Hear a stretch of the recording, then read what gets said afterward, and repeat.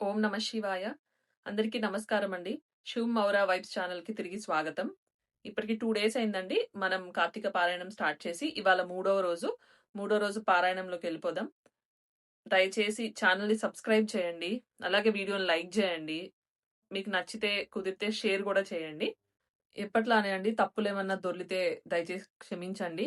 నేను సెకండ్ టైమే చదువుతున్నాను. సో, నాకు ఫాస్ట్‌గా అలా రాదు. సో, ఎవరైతే నాలాగా ఫస్ట్ టైమో, లేకపోతే సెకండ్ టైమో చదువుతున్నారో, స్లోగా చదువుతూ ఉంటారు నాలానే. సో, వాళ్ళకి కొంచెం హెల్ప్‌ఫుల్‌గా ఉంటదని అనుకుంటున్నాను. ఎవరైతే వినాలనుకుంటున్నారో, అది చిన్నగా అయితే చిన్నగా చెప్తే బావుండు వినాలనుకునే ఆళ్ళు కూడా వినండి. ఎవరికైనా బాగా స్లో అనిపిస్తుంటే మీరు ఫాస్ట్ ఫార్వర్డ్‌లో పెట్టుకొనైనా వినొచ్చు. ప్రయత్నించటంలో తప్పులేదు కాబట్టి ప్రయత్నం చేస్తున్నానండి. తప్పులు దొర్లితే క్షమించండి. సంపూర్ణ కార్తీక మహాపురాణము మూడవ రోజు పారాయణము. పంచమాధ్యాయము. ఓ శివధన సంపన్న జనకరాజా శ్రద్ధగా విను. మనము చేసిన పాపాలన్నిటినీ నశింపజేయగల శక్తి ఒక్క కార్తీక మాస వ్రతానికి మాత్రమే ఉంది. కార్తీక మాసములో విష్ణు సన్నిధిని ఎవరైతే భగవద్గీత పారాయణము చేస్తారో వారి పాపాలన్నీ కూడా పాము కుబుసములాగా తొలగిపోతాయి. అందునే 10, 11 అధ్యాయాలను పారాయణము చేసేవారు వైకుంఠానికి క్షేత్రపాలకులవుతారు. ఎవరైతే కార్తీక మాసంలో తులసీ దళాలతో గాని, తెలుపు లేదా నలుపు గన్నేరు పూలతో గాని విష్ణువుని పూజ చేస్తారో వాళ్ళు వైకుంఠానికి చేరి విష్ణు సమభోగాలను అనుభవిస్తారు. ఈ కార్తీక మాసంలో హరిహరులెవరి సన్నిధినైనా సరే, ఏ పురాణాన్నైనా సరే ప్రవచించేవారు సర్వకర్మ బంధ విముక్తులవుతారు. కార్తీక వనభోజనము. శ్లోకము. ఇహ కార్తీకే సితే వనభోజన మాచరేత్ సయాతి వైష్ణవం దామ సర్వపాపైః ప్రముచ్యతే. కార్తీక మాస శుక్లపక్షంలో వనభోజనము చేసిన వారు పాప విముక్తులై విష్ణుధామాన్ని పొందుతారు. జప హోమ పూజ భోజన తర్పణ ఫలాలతో పాపి క్షుద్ర చండాలాది అశౌచవంతుల యొక్క సంభాషణలను వినిన పాపం తుడిచిపెట్టుకుపోతుంది. కాబట్టి మహారాజా, కార్తీక మాస శుక్లపక్షంలో అన్ని రకాల వృక్షాలతో బాటుగా ఉసిరి చెట్టు కూడా ఉన్న తోటలోనే వనభోజనము ఏర్పాటు చేసుకోవాలి. ఉసిరి చెట్టు కింద సాలగ్రామము నుంచి గంధ పుష్పాక్షతాదులతో పూజించి యథాశక్తి బ్రాహ్మణులను ఆహ్వానించి గౌరవించి వారితో కలిసి భోజనము చేయాలి. ఇలా కార్తీక మాసంలో వనభోజనాన్ని ఎవరైతే నిర్వహిస్తారో వాళ్ళు ఆయా కాలాలలో చేసిన సర్వ పాపాల నుంచి తెములుకుని విష్ణులోకాన్ని పొందుతారు. జనక జనపతి ఈ కార్తీక మహత్యాన్ని భక్తి శ్రద్ధలతో విన్న బ్రాహ్మణుడొకడు దుర్యోని సంకటము నుంచి రక్షింపబడ్డాడు. కథ చెబుతాను విను. దేవదత్తోపాఖ్యానముహు. పూర్వం కావేరీ తీరములో దేవశర్మ అనే సద్బ్రాహ్మణుడు ఉండేవాడు. అతనికొక పరమ దుర్మార్గుడైన కుమారుడు కలిగాడు. అతని పేరు దేవదత్తుడు. అతగాడి దుష్ట ప్రవర్తనలు గుర్తించిన తండ్రి అతగాడిని పాప విముక్తిని చేయాలని సంకల్పించి, నాయనా, రోజు కార్తీక ప్రాతః స్నానాన్ని ఆచరించు. సాయంకాలమున హరి సన్నిధిలో దీపారాధనమును చేస్తూ ఉండు.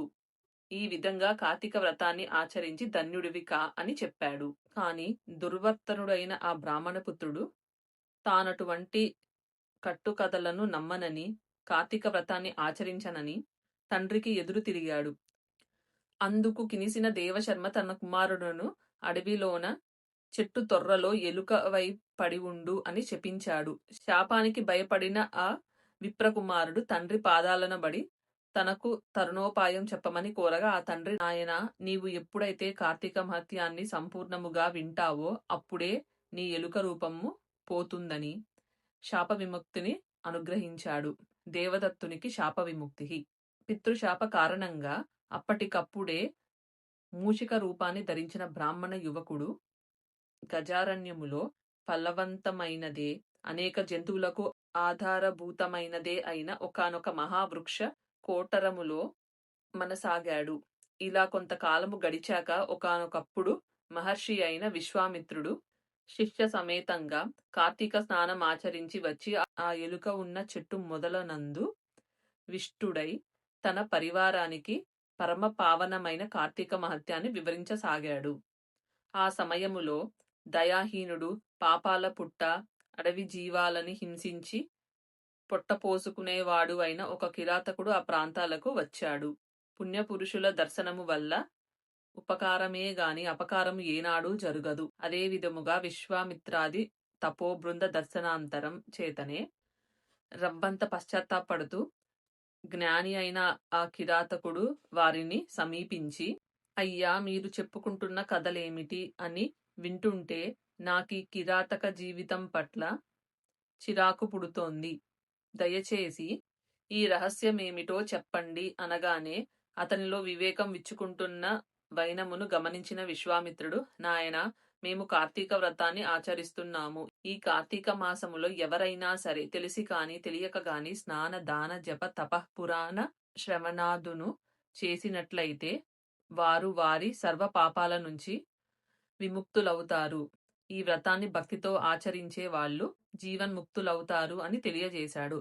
ఈ విధముగా కిరాతకునికి చెబుతున్న కార్తీక మహత్యాన్ని వినడమే తడవుగా తొర్రలో ఉన్న ఎలుక తన శాపగ్రస్త రూపాన్ని వదిలివేసి పూర్వ యువ బ్రాహ్మణ రూపాన్ని పొంది విశ్వామిత్రాదులకు ప్రణమిల్లి తన పూర్వపు గాథను వివరించి ఆ ఋషుల నుండి సెలవు తీసుకొని తన ఆశ్రమానికి తరలిపోయాడు.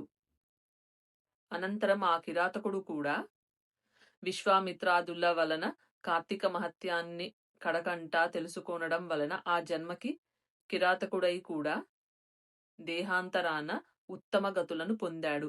కాబట్టి ఓ జనకుడా, ఉత్తమ గతులను కోరేవారు ప్రయత్నపూర్వకంగానైనా సరే కార్తీక వ్రతాన్ని ఆచరించాలి, లేదా కనీసము కార్తీక మహత్యాన్ని భక్తి శ్రద్ధలతో వినాలి. పంచమాధ్యాయము సమాప్తః. షష్ఠాధ్యాయము. శ్రీ వశిష్ఠుడు చెబుతున్నాడు, రాజర్షి జనక, ఈ కార్తీక మాసము 30 రోజులు కూడా ఎవరైతే శ్రీ మహావిష్ణువును కీర్తిస్తూ గంధాదులతోనూ పంచామృతాలతోనూ అభిషేకిస్తారో వారికి 10,000 అశ్వమేధాలు చేసిన ఫలితము లభిస్తుంది. కార్తీక మాసములో సంధ్యావేళ విష్ణు సన్నిధిలో దీపారాధన చేసిన, దీపదానము చేసిన విష్ణులోకాన్ని పొందుతారు. పత్తిని శుభ్రపరచి దానితో వత్తిని చేసి, బియ్యపిండి లేదా గోధుమ పిండితో ప్రమిదను చేసి, ఆవు నేతిని పోసి ఆ ప్రతివత్తిని తడిపి వెలిగించి ఒకానొక సద్బ్రాహ్మణుని ఆహ్వానించి చివరి రోజున వెండి ప్రమిదను బమిడి వత్తిని చేయించి వాటిని బియ్యపు పిండి మధ్యన ఉంచి పూజా నివేదనాదులను పూర్తి చేసి బ్రాహ్మణులకు భోజనము పెట్టి అనంతరము తాము స్వయంగా దీపారాధన మంత్రము సర్వజ్ఞానప్రదం దీపం సర్వసంపంచుభావహం దీపదానం ప్రదాస్వామి కశాంతిరస్తు సదా మమ, జ్ఞానములను సంపదలను శుభాలను కలిగించే దైవ దీపదానాన్ని చేస్తున్నాను. దీని వలన నాకు నిరంతరము శాంతి సుఖములు ఏర్పడుగాక అని చెప్పుకుంటూ పిండితో సహా ఆ దీపాన్ని బ్రాహ్మణునకు దానం చేయాలి. అలా చేసిన వారు అక్షయమైన పుణ్యాన్ని పొందుతారు. ఈ దీపదానము వలన విద్య, జ్ఞాన, ఆయుర్వృద్ధి అనంతరము సర్వభోగాలు కలుగుతాయి. మనోవాక్కాయ కృత పాపాలన్నీ సమసిపోతాయి. నిదర్శనార్థమైన ఒక కథను వినిపిస్తాను విను. లుబ్ధ వితంతువు మోక్షమందుట. పూర్వం ద్రావిడ దేశములో ఒక అనాథ వితంతువు ఉండేది. ఆమె రోజు భిక్షాటనమును చేసి వచ్చిన దానిలో మంచి అన్నమును కూరలను విక్రయించి తాను దూషితాన్నముతో తృప్తిపడుతూ డబ్బును వెనకేసుకునేది. ఇతరుల ఇండ్లలో వంట పనులు, కుట్టు పనులు మొదలైనవి చేస్తూ ప్రతిఫలముగా వారి వద్ద కొంత ద్రవ్యాన్ని తీసుకుంటూ ఉండేది. అదిగాక ద్రవ్య భిక్షాటన కూడా చేసేది. ఇలా నిత్య ధనార్జనాలగ్న మానస అయిన ఆ వితంతువు డబ్బు సంపాదించడమే తప్ప ఏనాడు హరినామ స్మరణ చేయడం కాని, హరి కథనో పురాణాన్నో వినడం కాని, పుణ్యతీర్థ సేవనమును గాని, ఏకాదశి ఉపవాసమును గాని చేసి ఎరుగదు. ఇటువంటి లుబ్ధరాలింటికి దైవవశాన శ్రీరంగ యాత్రికుడు అయిన ఒక బ్రాహ్మణుడు వచ్చి ఆమె స్థితిని చూసి ఆమెకు నరకము తప్పదని గుర్తించి జాలిపడి ఆమెను మంచి దారిలో పెట్టదలచి, ఓ అమాయకురాలా, నేను చెప్పేది శ్రద్ధగా విని ఆలోచించుకో. ఈ తోలు శరీరము వట్టి అశాశ్వతమైనవి తెలుసుకో. నేల, నీరు, నిప్పు, నింగి, గాలి అనే పంచభూతాత్మకమైనదే ఈ శరీరము. ఈ దేహము నశించగానే ఆ పంచభూతములు కూడా ఇంటి కప్పు మీద కురిసి నలదిక్కులకు చెదిరిపోయే వాన నీళ్లలా చెదిరిపోతాయి. నీటి మీద నురగలాటి నీ తనువు నిత్యము కాదు. ఇది శాశ్వతము అని నమ్ముకున్నట్లయితే ఆశల అగ్నిలో పడే మిడతల వలె మసి కావడమే తప్ప మేలనేది లేదు. మోహాన్ని భ్రమలను వదిలిపెట్టు. దైవమొక్కడే శాశ్వతుడు అని, సర్వభూత దయకారుడు అని గుర్తించు. నిరంతరము హరిచరణాలనే స్మరించు. కామమంటే కోరిక, కోపమంటే దురాగ్రహం, భయమంటే ఆత్మన్నాత్మీయ భంగత, లోభమంటే ధనవ్యయ చింత, మోహమంటే మమతాహంకారాలు. ఇటువంటి ఈ ఆరింటిని వదిలిపెట్టి నా మాట విని ఇక నుంచి అయినా కార్తీక మాసములో ప్రాతస్నానాన్ని ఆచరించి విష్ణుప్రీతికై భగవద్దర్పణంగా దీపదానము చెయ్యి. తద్వారా అనేక పాపాల నుండి రక్షింపబడుతావు అని హితవు చెప్పి తన దారిన తాను వెళ్ళిపోయాడు. అతగాడి వచోమహిమ వలన ఆమె జ్ఞానోదయం అయింది. తను చేసిన పాపాలకై చింతించినది. తాను కూడా కార్తీక వ్రతాన్ని చేయాలని సంకల్పించినది. అందుచేత ఆ సంవత్సరములో వచ్చిన కార్తీక మాసాననే వ్రతాచరణకు ప్రారంభించినది. సూర్యోదయ వేళకల్లా చన్నీళ్ల స్నానము, హరిపూజ, దీపదానము, పిదప పురాణ శ్రవణము, ఈ విధముగా కార్తీక మాసము 9 రోజులు ఆచరించి చివరి రోజు చక్కగా బ్రాహ్మణ సమారాధన కూడా చేసింది. తక్షణమే ఆమె బంధాలు నశించిపోయినదై విగతాసువై విమానారూఢురాలై శాశ్వత స్వర్గభోగ సౌఖ్యాలను పొందినది. కాబట్టి రాజా, కార్తీక మాసములో అన్నిటికంటే ప్రధానమైనది దీపదానము. తెలిసిగాని తెలియక గాని ఎవరైతే దీపదానము చేస్తారో వారు తమ పాపాలను నశింపచేసుకున్న వారే అవుతారు. దీనిని వినినా చదివినా జన్మ సంసార బంధ ముక్తులై విష్ణు భక్తి పరాయణులవుతారు. ఏవం శ్రీ స్కాంద పురాణాంతర్గత కార్తీక మహత్యే షష్టోధ్యాయ సమాప్త. 3వ రోజు పారాయణము సమాప్తము. ఇదండి మన 3వ రోజు పారాయణం కూడా దిగ్విజయంగా పూర్తి చేసుకున్నాము. ఎక్కడైనా తప్పులు దొర్లితే మళ్ళీ చెప్తున్నాను, క్షమించండి. చిన్నగా అనిపిస్తే ఫార్వర్డ్ గా పెట్టుకొని ఫాస్ట్ గా పెట్టుకొని వినండి. ఫస్ట్ టైం నాలాగా లేకపోతే సెకండ్ టైం చదువుతున్న వాళ్ళు, చిన్న పిల్లలు, లేకపోతే చిన్నగా వినాలనుకున్న వాళ్ళు వినండి. రేపు 4వ రోజు పారాయణంలో మళ్ళీ కలుద్దాము. దయచేసి ఛానల్ని సబ్స్క్రైబ్ చేయండి, వీడియోని లైక్ చేయండి, కుదిరితే షేర్ చేయండి. షేర్ చేస్తూ ఉంటేనే ఎక్కువ మంది చూస్తూ ఉంటారు. ఎక్కడైనా ఏమైనా కరెక్ట్ చేసుకోవాలనుకుంటే, కరెక్ట్ చేసుకోవాల్సిన ఏమైనా ఉంది అని మీకు అనిపిస్తే కింద కమెంట్ చేయండి. నేను చూసుకొని నేను కరెక్ట్ చేసుకుంటాను. అందరు సంతోషంగా ఉండండి. మీ ఫ్యామిలీస్ని మంచిగా చూసుకోండి. రేపు మళ్ళీ కలుద్దాము. Thank you.